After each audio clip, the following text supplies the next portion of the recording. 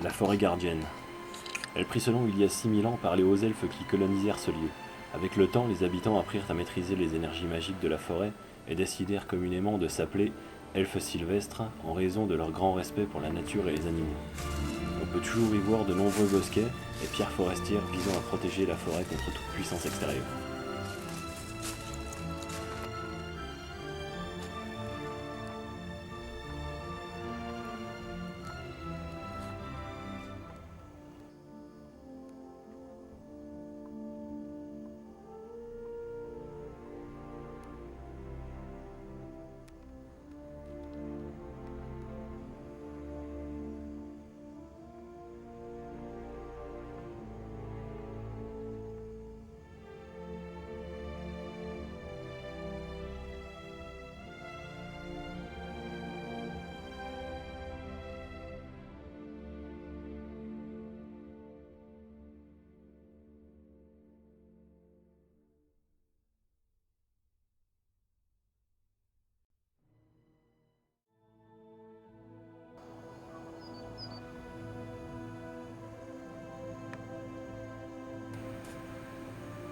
Les étangs de bord de lac sont une vaste étendue d'eau et de fines parcelles de terre. Cet endroit est une véritable réserve naturellement riche en poissons, ce qui approvisionne en grande partie l'Empire.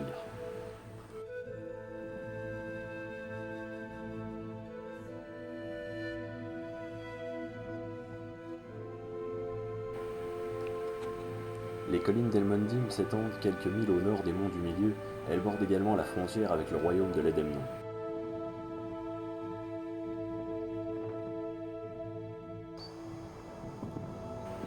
Le bois perdu est un endroit étrange. On dit que ceux qui y rentrent n'en ressortent jamais. Nous n'allons donc pas nous attarder ici. Le prieuré d'Edemnir. Autrefois c'était un grand lieu de culte pour les habitants de la Garde-Roi.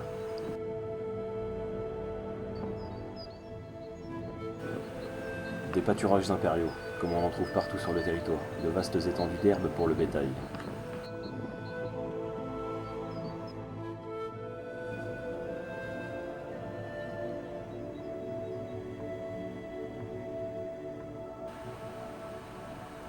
Fort Telos, autrefois un important bastion de l'armée des Hauts Elfes, lors de son âge d'or il y a 5000 ans. Aujourd'hui ce lieu n'est plus que ruine, il fut détruit par une armée elfe noire.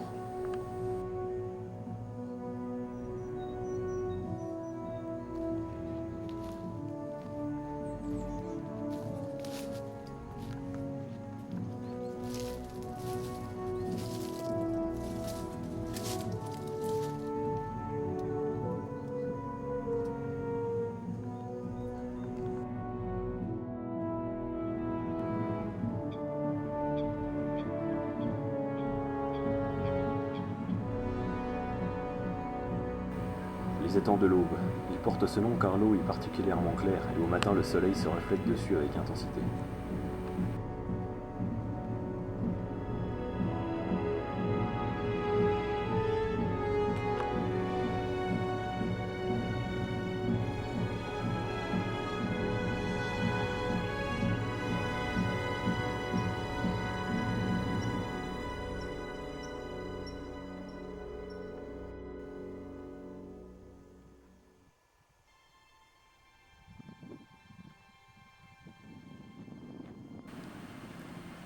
La Grande Plaine s'étend sur des milles et des milles entre les monts du Milieu et les royaumes du Chaos au nord, et entre l'Edemnon et les monts du Nord.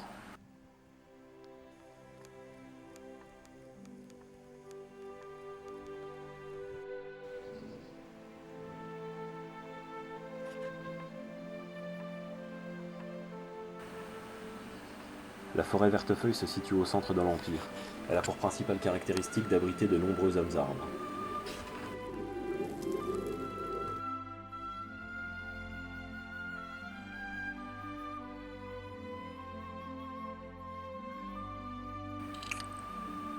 Le bois aux morts. Sinistre endroit, non loin de la terre morte, lieu que tout être vivant souhaite éviter.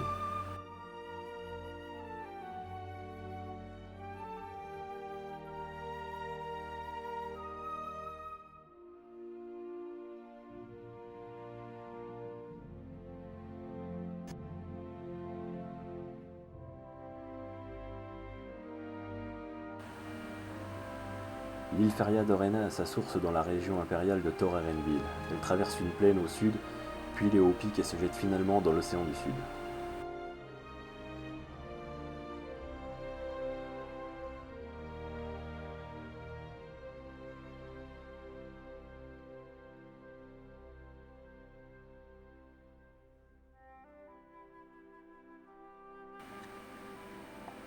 Une chapelle consacrée à Enardil, le demi-dieu fondateur de l'Empire, comme on en trouve beaucoup dans le pays.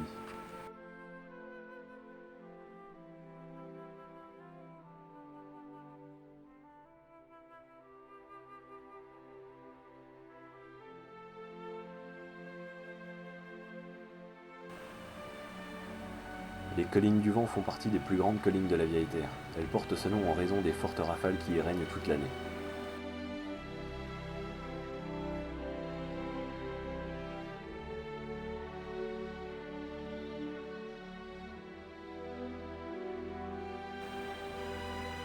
Voici à présent le village d'Île Noria, petite bourgade impériale dans la région de Tolem-Prial.